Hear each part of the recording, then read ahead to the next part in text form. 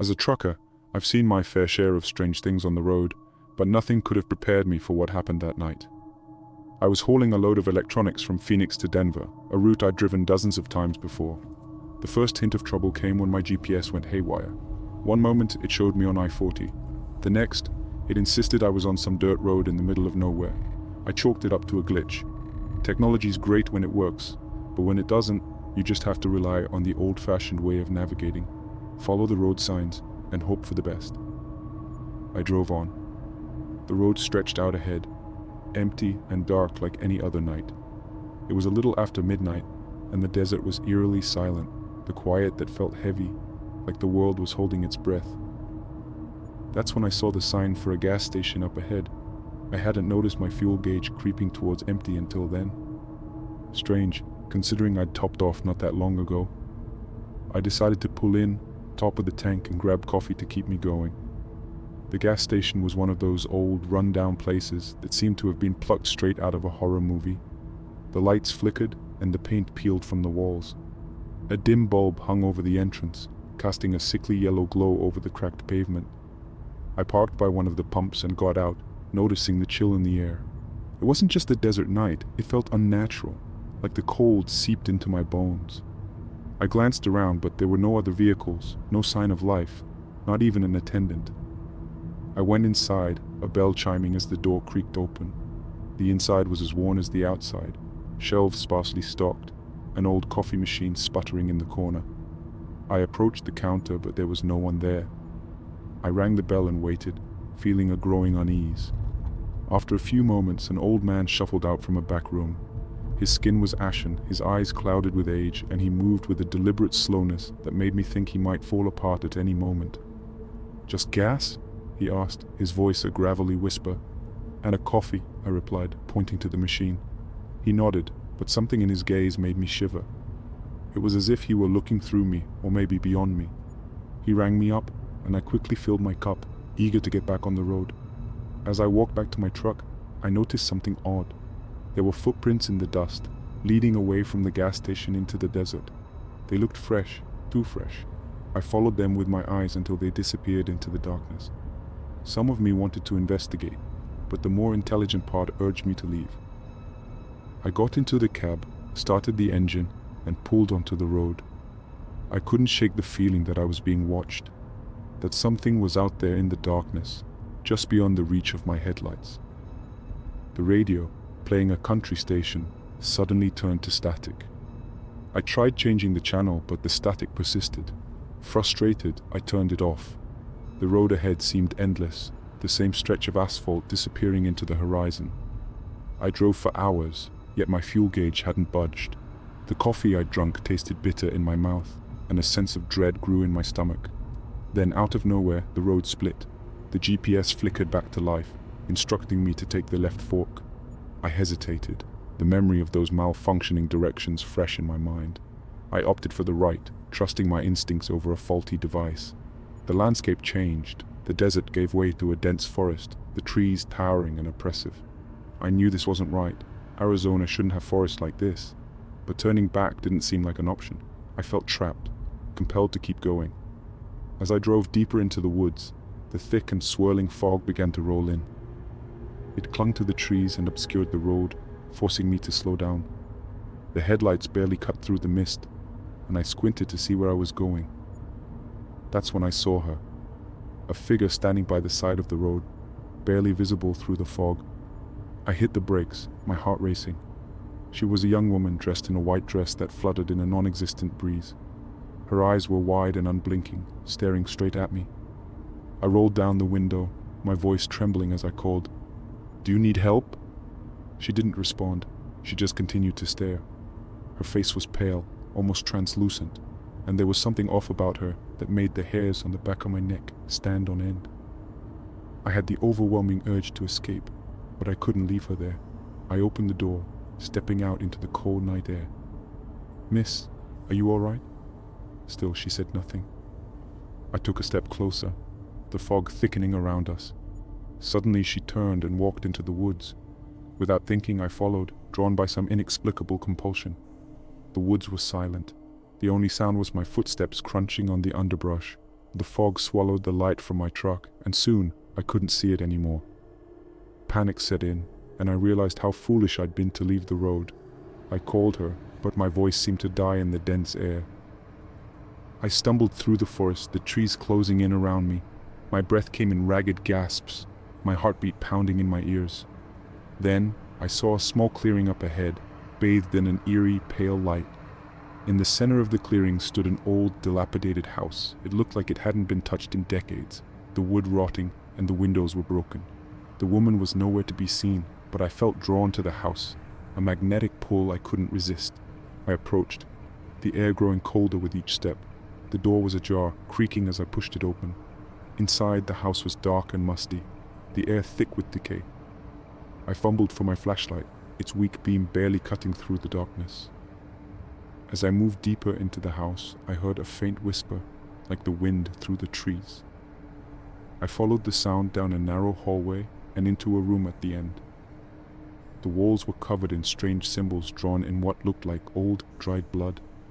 In the center of the room was an old wooden table and an ancient-looking book on it. I felt a chill run down my spine as I approached the table. The book seemed to call to me, urging me to open it. My hands trembled as I reached out, my fingers brushing the cover. It felt cold, like touching ice. As I opened the book, the whispers grew louder, incomprehensible but urgent. The pages were filled with more symbols, drawings of creatures and rituals that made my skin crawl. Then, I saw a page depicting a ritual to summon a spirit and bind it to this world. Suddenly, the temperature in the room dropped further, and I felt a presence behind me. I turned slowly, my heart in my throat. The woman from the road stood there, her eyes now black as coal, her face twisted in an evil grin. "You should not have come here," she whispered, her voice echoing. I stumbled back, knocking the book off the table. The whispers turned to screams and the room seemed to close around me. I ran, desperate to escape the house, the woods, whatever this was. Bursting out the door, I didn't stop running until I reached my truck. I jumped in, slamming the door and locking it. My hands shook as I fumbled with the keys, the engine roaring. I tore down the road, not caring where I was going, just needing to get away. As I drove, the fog lifted and the woods gave way to the desert again. The dawn lightened the sky and the chill in the air dissipated, but the feeling of being watched never left. I glanced in the rear-view mirror, half expecting to see a face, but nothing. I finally reached a small town, pulling into a diner parking lot. I sat there for a moment, trying to steady my breathing, to convince myself it had all been a dream, a hallucination brought on by exhaustion. But the memory of the book, the symbols, the woman's eyes were too real to dismiss. I ordered a coffee inside the diner, trying to shake off the lingering fear. The waitress, a kind-looking older woman, noticed my state. "Rough night?" she asked. "You could say that," I replied, my voice shaky. She nodded, setting the coffee down. "Road can play tricks on you, but sometimes it's more than that." I looked at her, feeling a chill despite the warm cup in my hands. "What do you mean?" She hesitated, then leaned in closer. "There's an old legend about a spirit that haunts a gas station, leading travelers astray. They say it lures them into the woods to an old house that doesn't exist on any map. Some say it's the spirit of a woman looking for revenge or a way out of this world." My blood ran cold. "And the house?" "Disappears with the dawn," she continued, her voice calm. "Those who find it usually don't come back. Those who do are never the same." A shiver ran down my spine. The descriptions matched too closely with what I'd experienced. I left the diner, the waitress's words echoing in my mind, and decided to push on to Denver, eager to put distance between me and whatever I'd encountered. As I drove, I couldn't shake the feeling of being watched. The sky was clear, the sun bright, but the dread from the previous night lingered. I kept glancing in the rearview mirror, half expecting to see the woman standing on the side of the road, but there was nothing. Hours later, I arrived in Denver, exhausted and unnerved. I delivered the load and checked into a motel, hoping a night's rest would help me forget the ordeal. But sleep eluded me. Every time I closed my eyes, I saw her face, her black eyes staring into my soul. I found a local library and researched the following day, hoping to understand what I'd experienced. The librarian, an elderly woman, guided me to the local history section. As I combed through old newspapers and records, I stumbled upon a story from the 1950s. The article detailed the tragic tale of a young woman named Eliza, who had been murdered near the very stretch of road where I'd encountered the gas station. According to the legend, Eliza was betrayed by a lover and left to die in the desert. Her restless and vengeful spirit was said to haunt the area, appearing to those who traveled alone at night. I sat back, the weight of the story settling on me. It explained the woman, the house, the overwhelming sense of dread. But why had I been drawn to the house? Why had she appeared to me? As if in response, I found another article, this one much older, from the early 1900s. It spoke of a curse on the land, a binding ritual meant to trap restless spirits. The symbols described matched those I had seen in the house. It seemed that Eliza's spirit was not just haunting the area, it was trapped, bound by the curse, unable to move on. I left the library, feeling a strange mix of fear and pity. Eliza wasn't just a vengeful ghost, but a victim trapped by circumstances beyond her control. I considered returning to the area, maybe finding a way to break the curse, but the thought terrified me. Over the following weeks, I couldn't shake the experience. Nightmares plagued me, always ending with me standing in the clearing, the book in my hands, and Eliza's voice whispering in my ear. I started to wonder if she was reaching out to me, trying to communicate, to find a way out of her endless torment. Driven by a sense of duty, I eventually decided to return. I couldn't ignore what had happened, and I felt a strange compulsion to help Eliza, to free her spirit if I could. Armed with the knowledge I'd gathered, I prepared for the journey, knowing it could be dangerous. I returned to the road, the landscape familiar yet ominous. As night fell, the air grew cold, and a thick fog began to form. My heart raced as I reached the gas station, the same eerie silence enveloping the area. This time, I was not alone. The librarian, who had taken an interest in my research, had agreed to join me. We approached the house together, the symbols on the walls glowing faintly in the moonlight. We found the book on the table, just as I had left it. The librarian, versed in old rituals, began to chant, her voice steady and calm. As she spoke, the temperature in the room dropped and the whispers grew louder, swirling around us like a storm.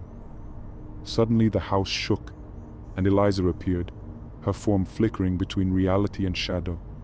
Her eyes, still dark, held a glimmer of something, hope perhaps, or fear. The librarian continued her chant, and I watched as the symbols on the walls faded, their power waning.